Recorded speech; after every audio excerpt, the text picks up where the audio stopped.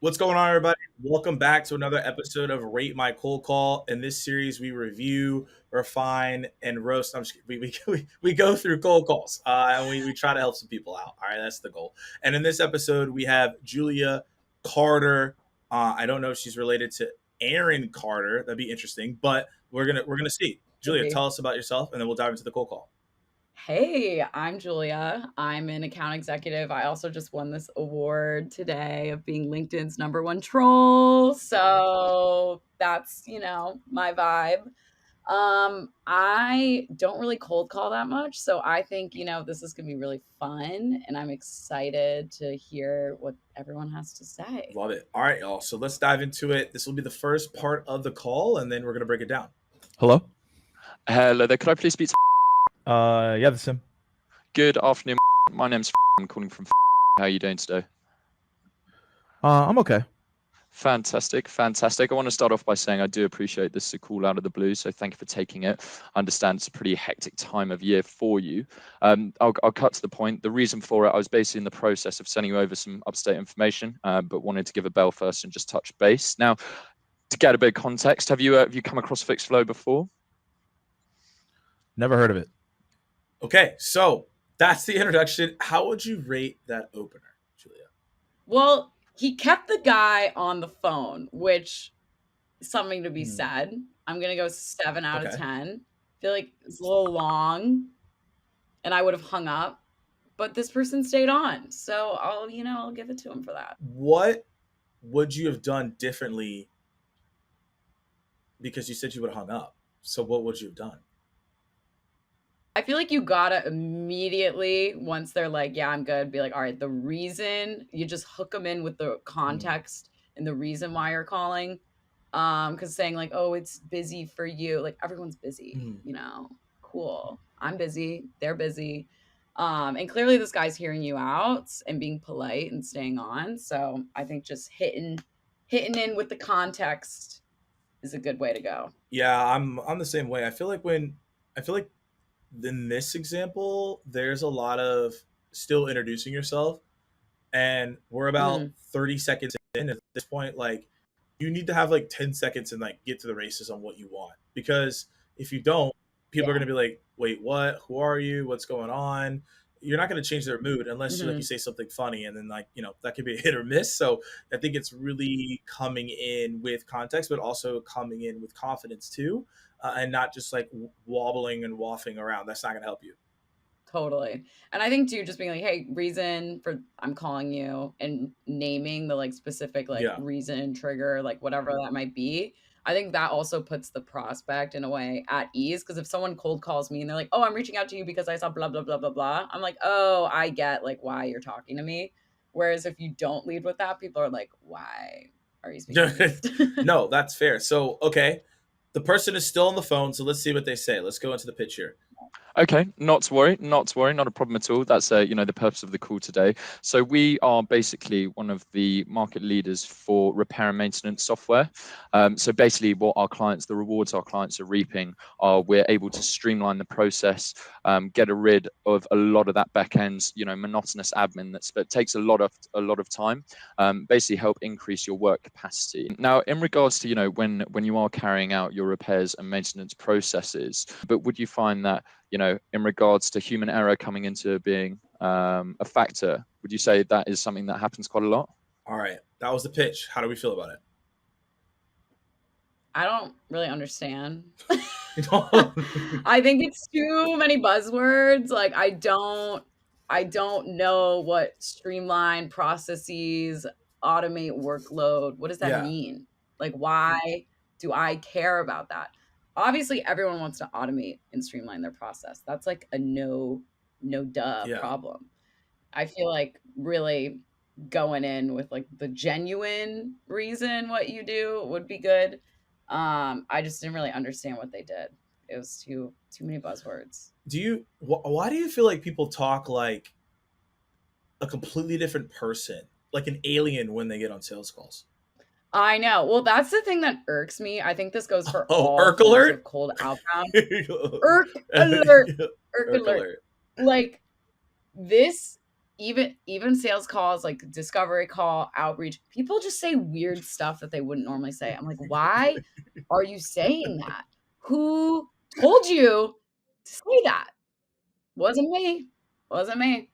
So I don't know. I think having a little bit more of like a human, not that he's not being polite or nice. It's just like, the math ain't mathin'. I'm not computing what streamlined processes I mean, mean. well, okay, so but where is it? Is this like, where are these words coming from? Do you feel like it's just like a script and they're reading it and they're not just like, oh, I literally sound like I'm straight out of a factory robot right now? Like, it just doesn't compute with me. I think it's a mix of a lot of things. I think one, it's these scripts. Yeah. Like these scripts that I've seen, at least at places either I've worked or like consultants that have like worked with our teams. These scripts are Yeah. bad. They are very bad and they're cringe and they make no sense. Then I think those scripts though are powered by the bigger problem of people like on, like consultants or LinkedIn or whatever, like perpetuating that like this is the way we're supposed to talk. And it's like, no one understands you. Obviously, there's a level of professionalism, but also no one knows what you're saying at a certain point. That's what I'm saying. Yeah, I think that's the main thing is how to improve this, right, on this value prop. I think it could be shortened. Typically, if you do a value prop, you want to be at around like 20 to 30 seconds. But a main thing here is that look at certain buzzwords that just don't make sense. Like I don't know about you, Julie, but I've never had anyone ever, even when I first started, and I would say these things like market leader or like cutting edge products. No one has ever stopped me and been like, wow, you're the market leader. Let's book a meeting now. Like, Yeah. like that just that never happens. So then I was like, okay, what are we saying it for? I know. Well, I think it's hard because a lot of people have it ingrained in their minds. Oh, I need social proof. I need to prove that we're the best. But like, if you're not a household name, it's not like you're, Nike or Kohler or like some household name, then you're basically a nobody. Yep. And I think that honing in on like the exact reason you're reaching out to this person, like I think in theory, your prospect list should be so tight that every person you are contacting, like you should know, oh, this guy, Bob, I'm reaching out to Bob because of XYZ reason. And I think that has better impact than saying, we're the market leader. We're so good. Right. Like, good at what? Yeah, it's streamlining. That's your favorite word, Julie. It's streamlining. So yeah, I'm like automating, optimizing. What are we optimizing? All right, so let's go on to the next part. Let's see how they do moving forward. It does, and I've actually, some of my team mentioned it, and as you're saying all these things, it might be better for you to connect with them because I have to head out to a meeting here. No worries at all. I'll keep it short. I understand you're a busy man. What I will propose, obviously, there's only so much information and so much of a picture I can paint in a 3-minute phone call over the phone. So what I would suggest, we're obviously looking to the second sort of half of the month now. We're looking to book in prospectus clients in a free demonstration. It's no strings attached. It's massively a case of nothing to lose except for potentially 20 minutes of your time, but a lot of upside in keeping up and staying sort of at a competitive advantage within the market. What's your availability looking like next week? Okay, so objection there. You kept moving. Like, how do you feel about when people have an objection and then they're just like, all right, whatever, and they just keep moving on? Yeah, I think obviously like people object because they either don't resonate with what you're saying or it doesn't matter to them. And this guy's kind of like, oh, maybe my teammates like would be better. I think you either take two routes. You either take route one where it's like, cool, like what's their contact information? Like, can you set me up with them? And gives like them a reason why they should, why would this person help you? And then the other route is like remind them again why exactly you're reaching out to that person and be like, oh, no worries. That sounds great. And then just like refresh their memory as to why you are reaching out to them. And then maybe it will give them either incentive to hook you up with the right people or to actually speak with you. Okay, that makes sense. And then when you are getting incentive to reach out to the right people, now that we're here, what advice would you give to people? Is it just like ask for the email and email them directly, ask for the CC, call them direct? Like, what do you do there? I know. I think it's hard because he's like, oh, my teammates. He said, oh, my team has been talking about this. My team would be better. And maybe the team is better. Like that might not be a genuine thing. Like, oh, I'm not like he might actually not be the right person. I think just asking either, I guess, for time or an email, but the email's so tricky.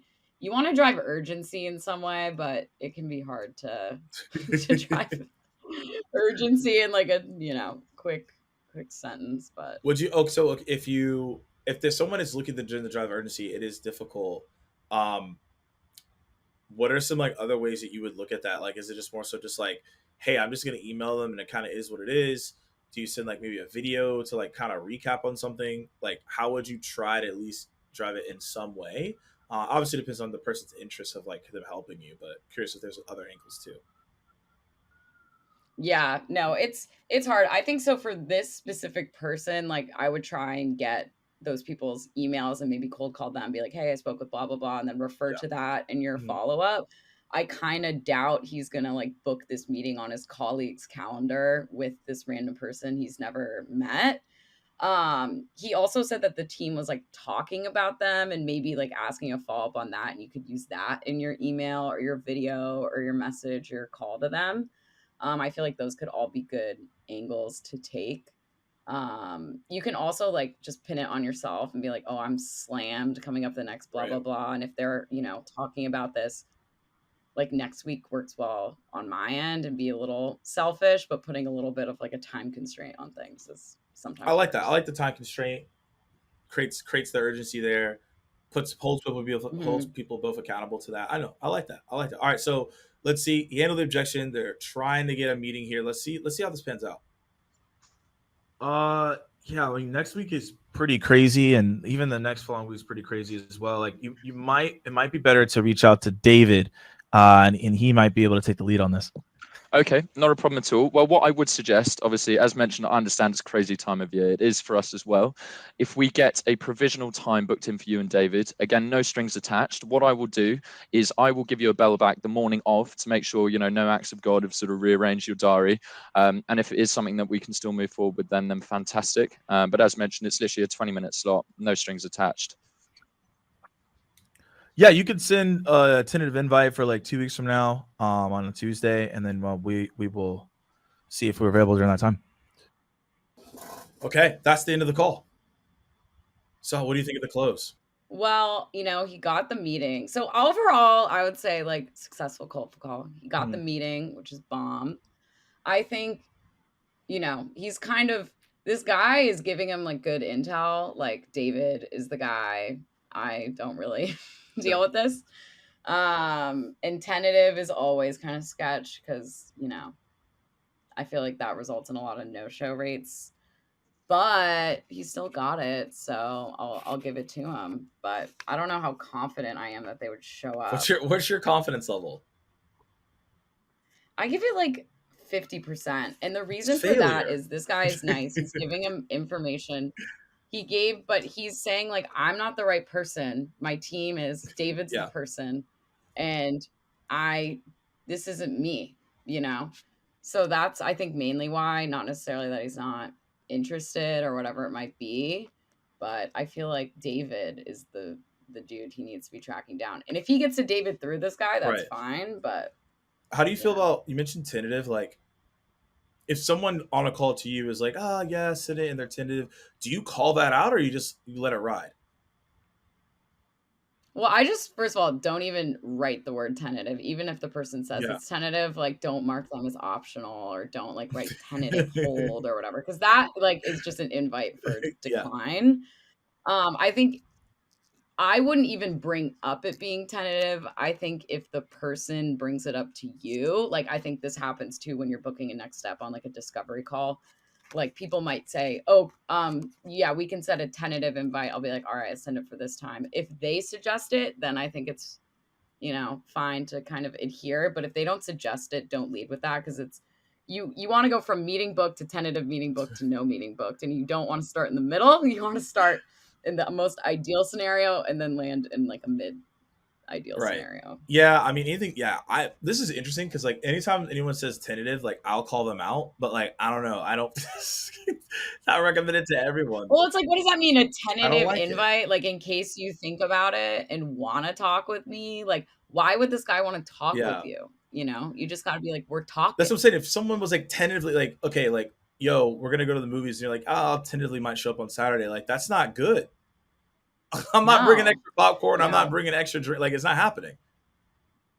I know. I think people do the tentative thing because it is an awkward situation. You're calling someone you don't know. They don't know you. You're asking to like meet with them out of the blue. And I think people try and soften the blow with like, oh, there's no strings attached. Like, it's only 20 minutes. Like, please. But you should feel better. Obviously, it is kind of awkward, but you're reaching out to them hopefully with good reason. And, hopefully you can genuinely help these people, which is why you're, contacting them. So don't, feel so bad about it. No, 100%. And he stayed on the line the whole time. He didn't. So. No one hung up. No one hung up. So I know. The recap. You said the successful call. Out of 10, what would you give this? Well, I think I give it a 7.5 out of 10 because I think that they did a great job. They booked the meeting, they handled the objections, and they got to the goal. I think the only thing that could make it better is to not feel so bad about calling and like almost like apologizing. And also, cutting some of the fluff, like leading with the reason, reminding them of the reason, and not asking kind of awkward questions like, oh, is manual work hard for you? Like, yeah, it's hard. It's called manual work because it's manual. But, just getting a little bit more specific and tailored to them. And I think that it could be a 10 out of 10. Perfect. Well, Judah, thanks so much for your time and rate my cold call. Hopefully everyone got some insights on how to do better at their cold calls. And I don't know. I don't know if this person showed up to the meeting or not. So I guess we'll find out on the back end. But appreciate your time and thanks y'all for listening.